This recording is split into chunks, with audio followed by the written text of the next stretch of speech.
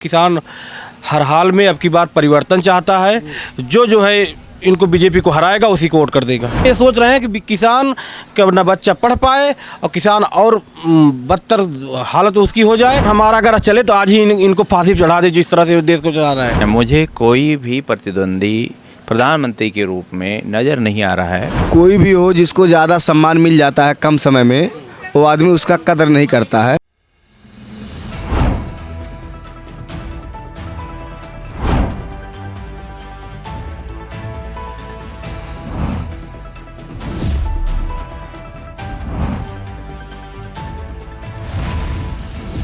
NTV निष्पक्ष, सत्यता की कसौटी। नमस्कार। दुनिया के सबसे बड़े लोकतंत्र का महापर्व का आगाज हो चुका है। सभी पार्टी अपने दमखम के साथ जनता के बीच में उतरने का काम शुरू कर चुके हैं। इसी बीच में आज हम मौजूद हुए हैं उत्तर प्रदेश की राजधानी लखनऊ में जरा कुछ लोगों से बातचीत करने का प्रयास करेंगे कि क्या आगामी लोकसभा चुनाव की क्या है तैयारी, किस तरीके से जनता क्या मूड बना रही है, किस तरीके से लोग सोच रहे हैं, आगे जो प्रत्याशी जो जनता के बीच में जाएंगे उनकी क्या है राय। इन्हीं सब सारी चीज़ों पर बातचीत करने के लिए आज हम लोग विशेषकर राजधानी लखनऊ में पहुँचे हुए हैं। ज़रा लोगों से बातचीत करते हैं, ज़रा माहौल को समझने का प्रयास करते हैं। क्या नाम होगा सर? सिकंदर। कहाँ से हैं सर आप? सुल्तानपुर से। सुल्तानपुर से। क्या माहौल चल रहा है सर? आगामी लोकसभा चुनाव भी करीब में आ गया है, क्या देखते हैं किस तरीके से इस बार 2024 में देखने को मिले? देखो, जनता का अगर सुनना चाहो तो जनता ये हर सब बदलाव चाह रही बहुत तेज़ी से, लेकिन जनता डरी हुई है। कुछ बोल दे, कल हम भी हथकड़ी लगा के जेल पहुंच जाए। जब मुख्यमंत्री जेल जा रहे हैं तो जनता की क्या औकात है?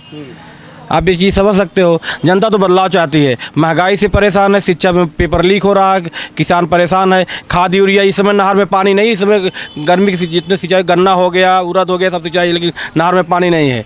खाद 50 केजी का 40 केजी कर रहे हैं, रेट बढ़ता जा रहा है, किसान परेशान है। हम किसान के बच्चे भी हैं। और शिक्षा में तो जो बच्चे तैयारी कर रहे थे, इलाहाबाद या जगह जगह तैयारी कर रहे थे कि अब की बार मैं RO का बीट फाइनल कर लूँगा या पुलिस का कर लूँगा, वो तो जानते हो इनकी लीकेज बंद ही नहीं हो रहा है, तो नौकरी देना नहीं है। तो इस समय कारण मतलब किसान का बच्चा ही नौकरी चाहिए। बिजनेसमैन के बच्चे क्या चाहिए? वो अपना बिजनेस संभालेगा। किसान का बच्चा सोचता है पढ़ लिख जाएंगे, हम नौकरी करेंगे तो हमारे घर थोड़ा मजबूत होगा। तो इसलिए किसान और उनके बच्चे सब शिक्षा में चौपट किए जा रहे हैं। इसलिए वो किसान हर हाल में अब की बार परिवर्तन चाहता है। जो है इनको बीजेपी को हराएगा उसी को वोट कर देगा। ये तो लगातार कहते भी हैं कि किसानों का हमने बहुत सम्मान किया है, गांव में लोगों से जुड़े हैं, किसान सम्मान निधि भी दिया है और लोगों को गांव में शौचालय भी देने का काम किया है, लोगों को राशन भी दिया है, तमाम सारी योजनाओं को गिनाते हैं। इसी बीच में आप किसान भी मिल गए तो और 6 महीने में 500 के साथ 2000 रुपये दे रहे हैं, ठीक है। उससे ज़्यादा हमारा लॉस कर रहे हैं, लॉस करने ने वो उससे ज़्यादा तो हमारा जो है ट्रैक्टर की जुताई में डीजल पेट्रोल महंगा हो गया है। उससे ज़्यादा हमारा ट्रैक्टर की जुताई 12-15 रुपये बीघे घंटे के लेते हैं। उससे ज़्यादा हमारा महंगा हो गया, संसाधन महंगा हो गया, खाद महंगी हो गई, यूरिया डाई महंगी हो गई है। उससे ज़्यादा हमारा 6 महीने में इससे ज़्यादा तो हम अपना इन्वेस्ट कर देते हैं। इन्होंने बीमा करने को बोला तो बीमा हमारा फसलें लॉस हो जाती, कभी बीमा कुछ नहीं होता और पैसा वापस नहीं, जितना ये हमें देते हैं उससे ज़्यादा हमें देना पड़ रहा है। उससे ज़्यादा इन्होंने GST बढ़ा दिया है। मैंने अभी कल देख रहा था, डायमंड कितने गरीब पहनते होंगे। डायमंड पे GST 3% है। और आज हम पेंसिल खरीदने जाएंगे, पेन पे GST। आटे पे कितने हैं?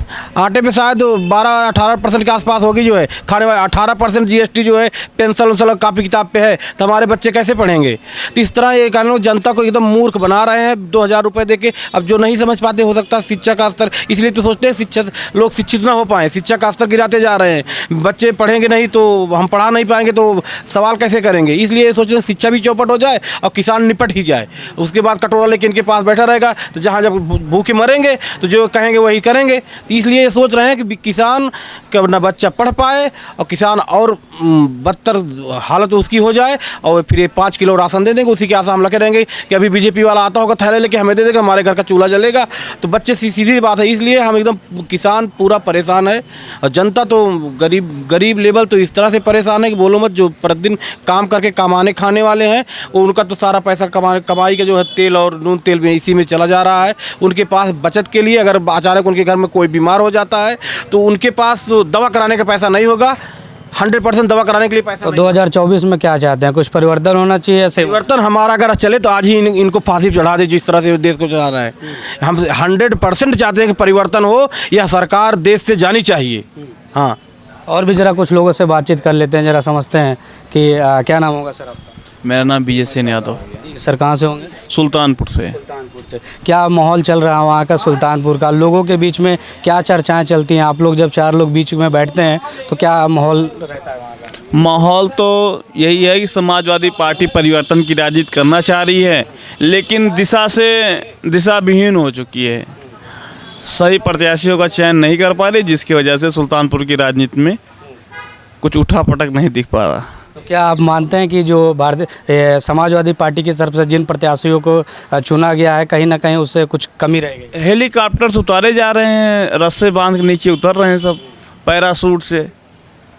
तो कहीं ऐसा तो नहीं लग रहा है कि बीजेपी की तर्ज पे ये भी चल रहे हो कि जो भी मुंबई से बुला करके सभी लोगों को दिया? हमको भी लग रहा है ये सेटिंग का मामला चल रहा है, एकदम सेटिंग का। हाँ, हम सुल्तानपुर के निवासी हैं, 19 लाख की आबादी है, एक आदमी प्रत्याशी के रूप में नहीं आ पाया। अब बाहर से बुलाए जाने में पता चला आप गोरखपुर से प्रत्याशी आ रहे हैं। अभी तक तो अम्बेडकर नगर से थे, अब लग रहा है गोरखपुर से कोई नए आ रहे हैं। हाँ, तो क्या इस बार क्या मूड में है? मूड में क्या हो, तो सब सेटिंग है, जिताने का एकदम तरीका खोज लिए। क्या नाम होगा सर आपका? मेरा नाम पीताम्बर सेन है। क्या लगता है सर, आगामी लोकसभा चुनाव करीब में आ गया है, लगातार मोदी की गारंटी का जो रथ है वो लगातार लोगों के बीच में चल रहा है। वो कह रहे हैं, तमाम अपनी योजनाएं गिना रहे हैं, गरीबों को मुफ्त में सिलेंडर दिया, राशन दिया, तमाम ऐसी योजनाएं जो बीजेपी ने की है वो सारी चीज़ें गिना रहे हैं। तो क्या इस बार लगता है कि आगामी लोकसभा चुनाव में ये मोदी की गारंटी खरा उतर पाएगा? आप मुझे ये बता दो कि मोदी के खिलाफ चुनाव कौन लड़ रहा है? मुझे तो नहीं लगता कि कोई चुनाव लड़ रहा है। जब कोई दूल्हा ही नहीं है तो ढेर सारे बाराती होने का कोई फ़ायदा नहीं होता है। समझ रहे हैं? मुझे कोई भी प्रतिद्वंदी प्रधानमंत्री के रूप में नज़र नहीं आ रहा है, और पिछले दरवाजे से बचने के चक्कर में जितने नेता हैं इंडिया अलायंस के, वो सब मेरा अपना मानना है कि मोदी जी से मिले हुए हैं। इसलिए समय समय पर टिकट की अदला बदली होती है। अगर लड़ना होता तो 6 महीने पहले टिकट दिया जाता, कैंपेनिंग की जाती, रोड शो किए जाता। ऐसा कुछ किया नहीं। ऐसा लग ही नहीं रहा कि विपक्ष उनके खिलाफ चुनाव लड़ रहा है। ये सच्चाई है, और सच कहने वाला कार्यकर्ता हमेशा मारा जाता है। इसलिए चूँकि हमको इस बात की परवाह रहती ही नहीं कि हमें कोई MP MLA बनाएगा या नहीं बनाएगा। सच कहना मेरी आदत है। सर कहाँ से हैं आप? मैं सुल्तानपुर से हूँ। सुल्तानपुर से आप भी बिलोंग करते हैं। तो वहाँ के लोगों के बीच में जब भी आप लोग बैठते होंगे तो क्या कुछ सुगबुगाहट चलती है कि इंडिया महागठबंधन की तरफ से या NDA महागठबंधन की तरफ से? लोगों के बीच की राय के क्या होती है जैसे आप लोग बैठते हैं? लोगों की राय तो हमेशा 60% उनके खिलाफ रही, लेकिन 60% लोग जो है नेता उनको बांट देते हैं। BSP कभी कहते हैं मैं अलायंस में रहूँगी, नहीं रहूँगी, और 60% लोग बढ़ जाते हैं। जैसे BJP कहती है वैसे विपक्ष के नेता चलते हैं, मेरा अपना मानना है। गुजरात में अगर कांग्रेस लड़े, दम से लड़े, तो BJP वहाँ कभी चुनाव जीत नहीं सकती। लेकिन मेरा अपना मानना है कि अहमद पटेल जी पूरे प्रदेश को अपने चोर दरवाजे से पूरे टिकट को बेच देते हैं। ऐसा पूरे हिंदुस्तान में मुझे दिख रहा है।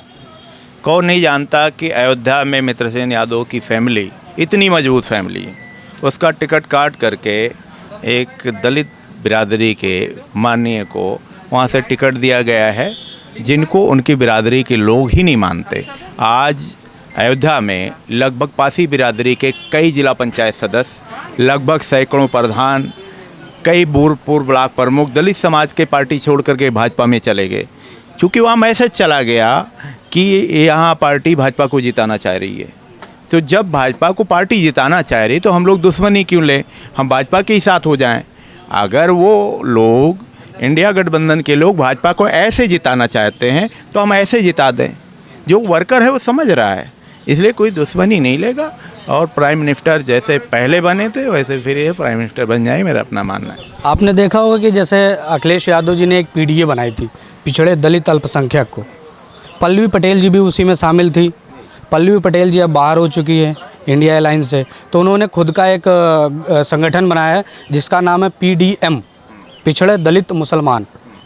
तो क्या लगता है कि पल्लवी पटेल और ओवैसी साहब का अलायंस हो गया है ये, तो क्या कुछ इससे भी कोई असर पड़ने? हमें ये बताइए कि कोई भी देश की लड़ाई कौन लड़ता है? सैनिक लड़ता है ना। जनता तो लड़ती नहीं है। अगर वार हो जाए पाकिस्तान से तो सैनिक लड़ता है। तो जो पॉलिटिकल सैनिक हैं उन लोगों को पूछा नहीं जा रहा है। आम आदमी को जिम्मेदारी अगर आप दे देंगे तो आप वो पॉलिटिकल लड़ाई हार जाएंगे। इसलिए जो सैनिक हैं हर ज़िलों में, जो छत्रप हैं, उनको दरकिनार करके ऐसे जाति के आधार पे कि ये पासी हैं, ये निषाद हैं, ये मल्लाह हैं, ये बर्मा हैं, लोहार हैं, कहार हैं, उनको दे दो। लेकिन उनके अंदर कोई क्षमता नहीं है, उनके सैनिक वाली शक्ति नहीं है और वो विकलांग टाइप के लोग हैं। और जात के नाम पर पीडीए बनाया जा रहा है कि ये पीडीए हैं, पीडीए हैं, ये टिकट दिया जा रहा है। तो सैनिक नहीं, योद्धा नहीं है। अगर आप पीडीए को योद्धा के रूप में स्वीकार करेंगे, उनको टिकट देंगे, तो निश्चित ही पीडीए जो है यहाँ से हरा करके मोदी जी को खाली हाथ भेजेगा। लेकिन फर्जी पीडीए बना करके जिनकी कोई क्षमता नहीं है समाज में, उनको आप बताएंगे कि पासी दे दिया, दलित दे दिया, मौर्य दे दिया, लोहार दे दिया, कहार दे दिया। तो पीडीए में सबसे मजबूत जो वोट है वो यादव का है। मार्शल कौम कही जाती है। वो अपने आप को ठगा महसूस कर रही है और पूरे उत्तर प्रदेश में उससे राजनीतिक नेतृत्व छीना जा रहा है। अगर वो बूथ पे खड़ा नहीं होगा तो ये पीडीए का सारा वोट बीजेपी की झोली में अपने आप चला जाएगा। ऐसा मेरा अपना मानना है।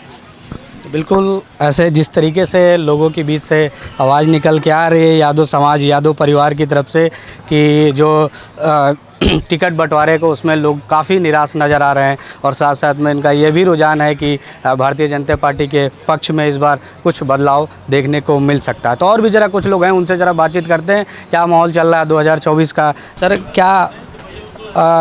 क्या सोचते हैं आप लोग? लोकसभा चुनाव भी करीब में आ गया है, इंडिया अलायंस भी बहुत मजबूती से सीट लड़ रहा है, बल्कि उसमें धीरे धीरे लोग बढ़ते जा रहे हैं, अलग अलग संगठन बनती जा रही है। अभी जैसे आपने देखा कि पीडीए माननीय अखिलेश यादव जी ने बनाया, उसी प्रकार से ओवैसी और पल्लवी जी ने पीडीएम बना लिया। इन्होंने पिछड़े दलित अल्पसंख्यक बनाया, तो उसी तरीके से पल्लवी पटेल और ओवैसी साहब ने गठबंधन बना करके पीडीएम बना दिया। तो क्या लगता है कि कहीं ना कहीं जो इंडिया अलायंस है वो अपने आप में बिखरता हुआ नज़र आ रहा है? ऐसी कोई बात नहीं है, ये गलत बात है।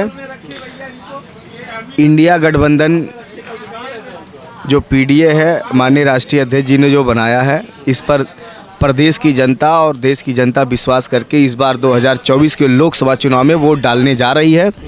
और जो अभी आपने बताया है कि कुछ लोगों ने बना लिया है, ये अपनी थू करा रहे हैं। इनको कोई जानता नहीं, इनका कोई संगठन नहीं है, इनका कोई ज़िले पर बूथ सेक्टर तो छोड़ दीजिए, जिला अध्यक्ष तक भी नहीं है, संगठन में मंडल में कोई नेता नहीं है।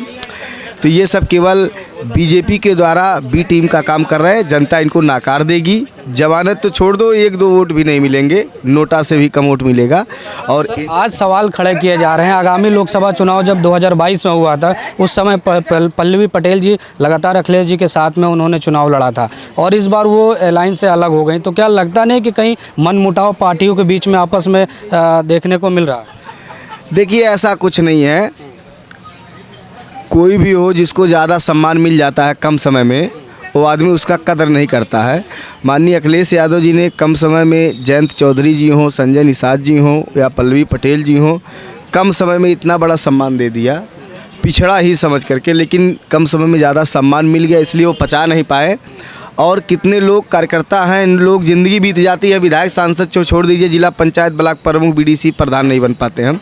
तो कम समय में ज़्यादा मिल गया, इसलिए वो लोग पचा नहीं पाए। और ये एकदम सही है कि उत्तर प्रदेश की जनता आने वाले समय में इंडिया गठबंधन को मजबूत करने जा रही है। इंडिया गठबंधन को पूरी तरह से जनता वोट देने जा रही है। ये एक समाज की बात नहीं है, हर समाज के लोग, पिछड़े, दलित, अल्पसंख्यक, आदिवासी, महिला, गरीब, नौजवान, किसान, सब लोग खुल करके इंडिया गठबंधन को वोट देने जा रहे हैं। और इंडिया गठबंधन यूपी में 80 की 80 सीट तो है, लेकिन देश में 543 सीटें हैं। हर जगह इंडिया गठबंधन का ही प्रत्याशी इस बार चुनाव जीतेगा, इसमें कोई शक नहीं है। और ये जो बीजेपी 10 साल जो सांसद इनके हैं, अभी लोकसभा क्षेत्रों में कहीं कोई काम नहीं किया। हर जगह जहाँ जा रहे हैं, कोई टिकट वापस कर रहा है, कोई क्षेत्र में जा रहा है, उसको पब्लिक या जनता खदेड़ रही है। तो कहीं ना कहीं ये सब टिकट वापसी तो सर समाजवादी पार्टी में भी लगातार चल ही रहा। आपने जैसे देखा ही समाजवादी पार्टी में आप एक टिकट बता दीजिए, कोई वापसी नहीं हो रहा है।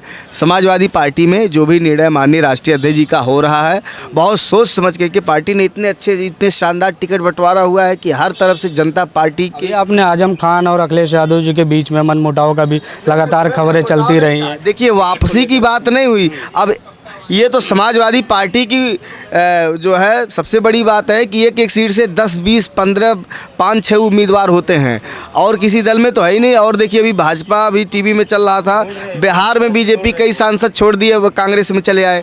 तो ऐसी कोई बात नहीं है। राष्ट्रीय अध्यक्ष जी का निर्देश सराखों पर है। कार्यकर्ता 1-2 दिन रुटेगा, फिर मान जाएगा, क्योंकि ये चुनाव देश और संविधान बचाने का चुनाव है। देश विदेश की ताज़ा खबर पाने के लिए हमारे चैनल NTV निष्पक्ष को सब्सक्राइब करें व बेल आइकन दबाना ना भूलें।